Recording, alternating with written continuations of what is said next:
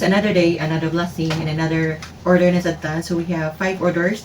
We have the macarons, kuchinta, sapin-sapin, chocomoist cake, and potato cheese. So ito nang i-prepare. Anong i-prepare na sa natong ubang ingredients, and let's go!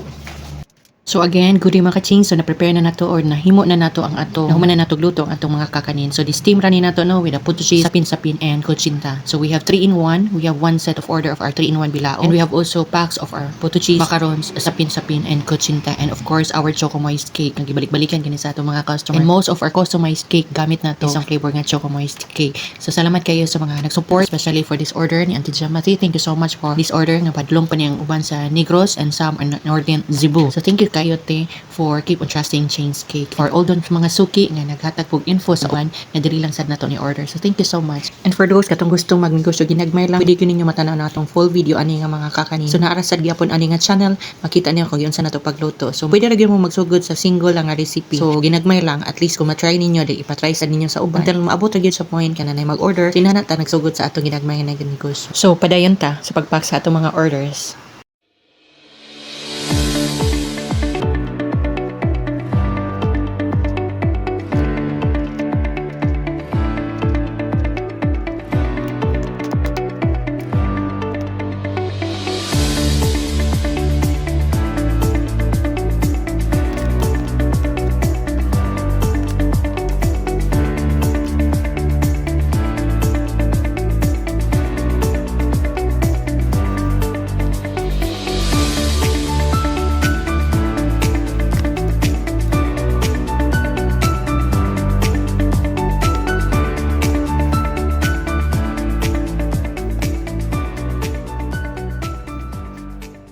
So we're done with our order. So ato pag yun siyang gipack, paglain nga karton giusa na to na safe yun siya mabot sa destination.